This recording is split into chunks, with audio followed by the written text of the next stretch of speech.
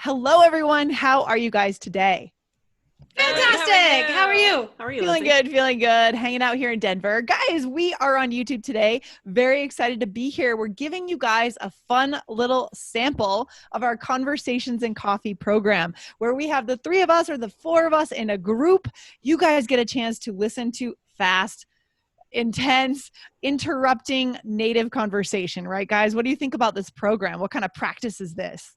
I love it. I wish I had it in French and Spanish. There just isn't enough Yeah. like this out there, right? You can hear a podcast with 2, maybe 3 speakers, but it's usually scripted.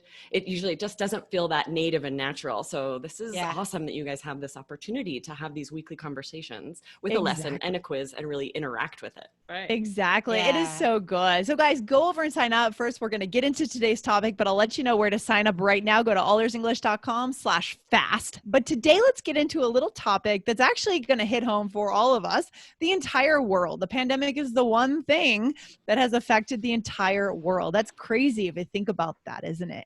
Yeah, it is nuts. Right? I know in a lot of like the one-on-one classes that I have with IELTS students, I'm sure, Aubrey, you found the same thing, that there's a basis of shared experience now that you could just start off by referencing. I think it creates a sad connection, but like you do have some more shared experience now with everybody in the world. Absolutely. Sure. But like anything in life, right? Certain groups were definitely affected more than others. I mean, we know that we are lucky. We're able to work from home. I mean, we are already working from home. We have, that's a privilege in itself, right? To be in a job where it's online, you can go online. You don't have to go into the office. And there's time for childcare. It's a challenge for us anyways, but we were hit less hard than other groups. What groups do you guys think were hit the hardest in your mind, worldwide or just within like sectors of life in the US? What do you think? Yeah, those essential workers, right, had a very different experience. When the pandemic started, I was an essential worker at the nonprofit I was working for, because we provided homeless services. And it was such a different experience because people were coming in who were sick, and we were trying to keep everything clean, and we were trying to keep our volunteers safe.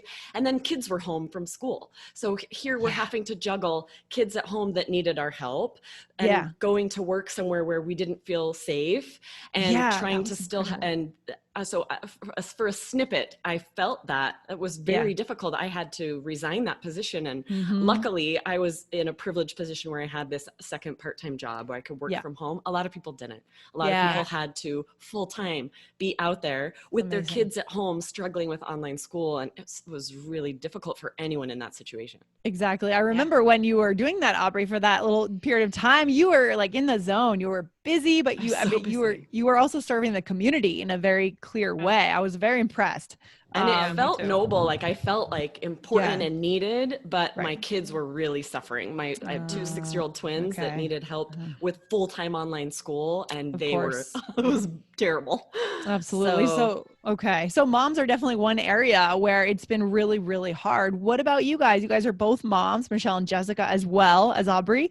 How have you experienced this pandemic? I mean, that's a big question. I'm sure there's a lot of thoughts on your mind. I think the biggest, I'm super lucky because James is, he's very self-motivated. Like talking to other parents and listening to podcasts, interviewing parents. I got off easy because he just does it. Like he would look at the schedule in the morning and he would take care of it. He would finish stuff too quickly sometimes. So I would have to double check, like, did you think about this? Or you're just like, done. Right.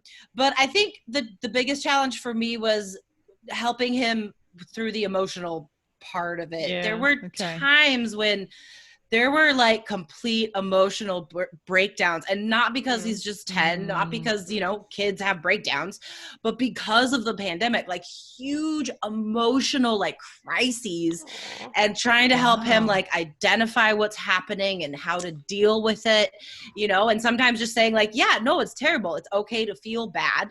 Let's feel bad for a minute. And then let's see if we could change it somehow. I don't know. Like as a parent, you never know if you're doing anything right. You're just like guessing all the time.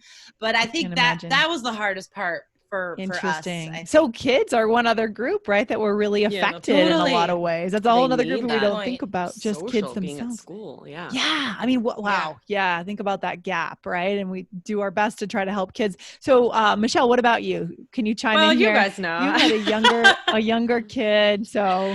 Yeah, I mean, well, first of all, I think we also should mention that the people who had a hard time are the people who did lose someone. And I unfortunately had a death in my family to COVID. Of course. So I think that, you know, started me off in a really terrible, you know, track. It was early too, right? It was early.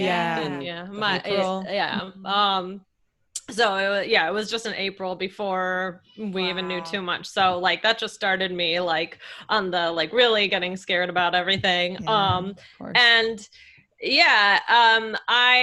husband was home in the beginning, but he works in healthcare, and then he had to go back, and it was just me. And I guess when this all started, he was just a little bit over a year, and now he's over 2.5.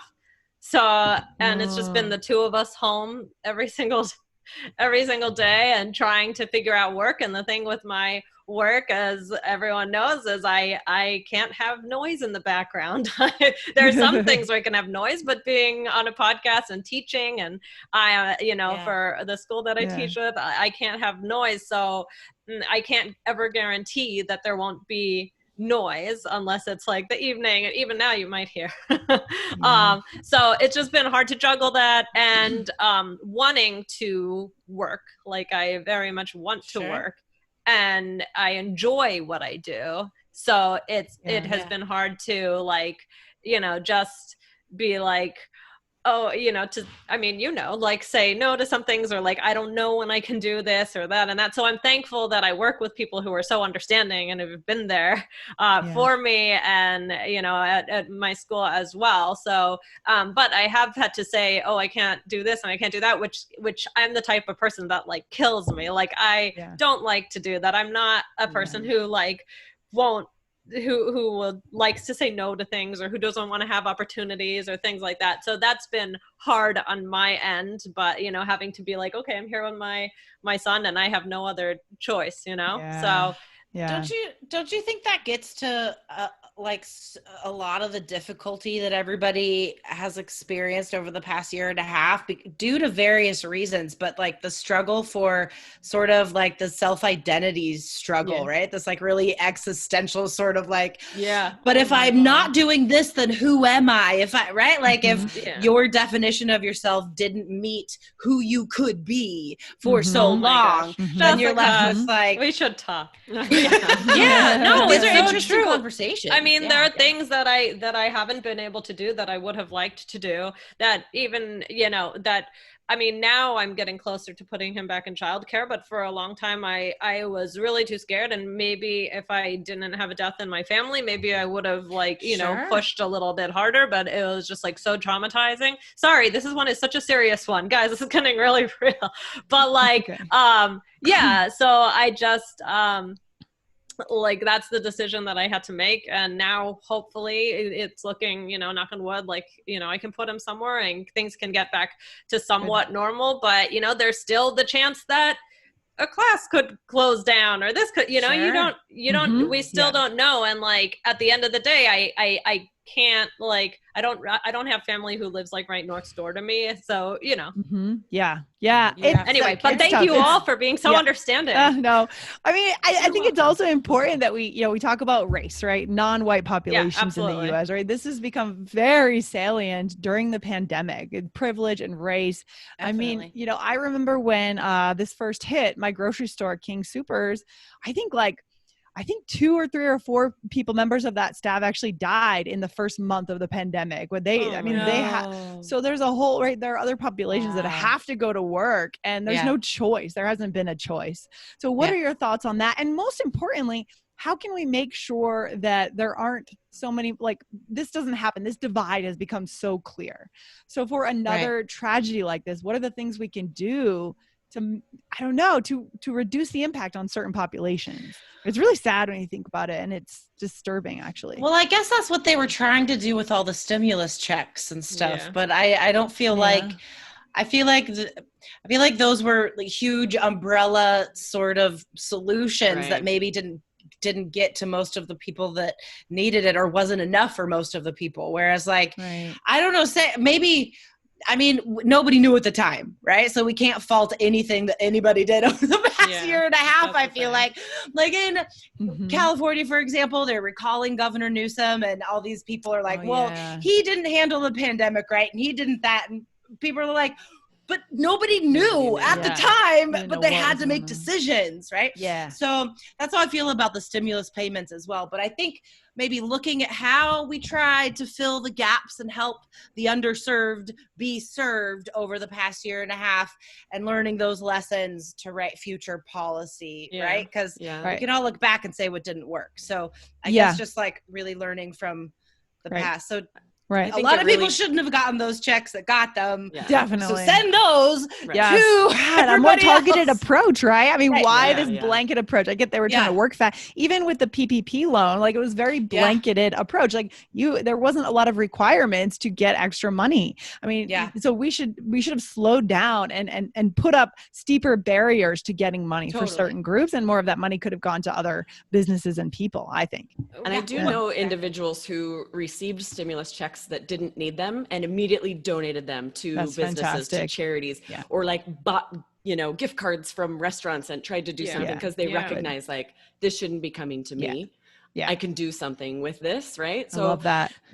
There's some individual responsibility, right? Instead of being like, governments need to change policies, like those of us who can make a difference could step up and do what we can, right? I love that. That's so true. It ties in a lot to a lot of the other conversations we've had for Conversations in Coffee, talking about wage gap issues and class issues and race issues that they're so big, and it's so hard to know how to fix things. A lot of it on the governmental level for sure, but a lot of it we see steps being made. We see people recognizing their own privilege and starting conversations and trying to, instead of being closed-minded and staying in their own communities, trying to recognize where changes need to be made and where just even in our mindset, right? Where we need to make changes. And I feel like I do see that changing in the right direction. And that's exciting. At least something is getting a little better, right? Right. It's raised the consciousness of our country in a way. What's in the conversation? I think we talk about privilege a lot more now. At least I would say myself and my friends, or in my community, we're just more aware of it and talk about it a lot more. And there's always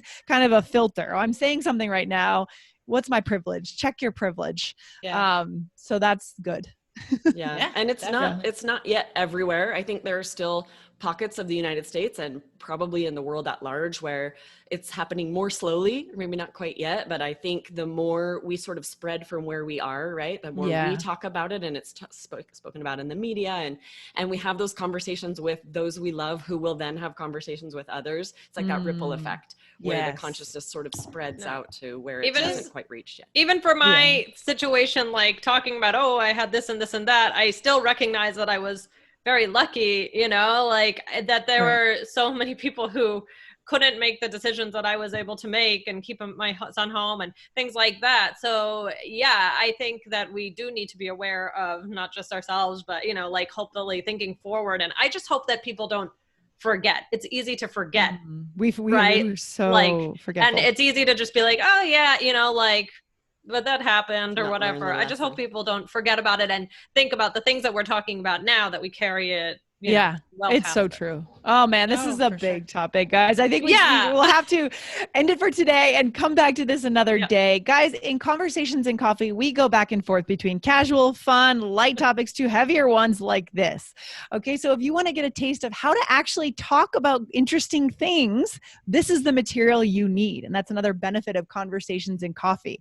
So go over and sign up right now. Go to allearsenglish.com/fast. It's a weekly subscription. You get a listening track, a conversation, you get a weekly quiz, and you get new vocabulary words to bring something away from that conversation. And guys, what do we also do on Facebook in the program? What do we get to do? Go to Facebook and do what? We post the conversation there, right? So you're going to be able to see this video there. And then we want you to join in the conversation, right? Yeah. Answer the same question, right?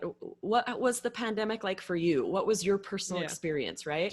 Get that conversation flowing so that we can continue to raise awareness. Yeah. So you guys can go over there to our Facebook group right now and get started. And once you're in the program, you can go there every week to reflect, share what your thoughts are, and meet other students in the program. Cool.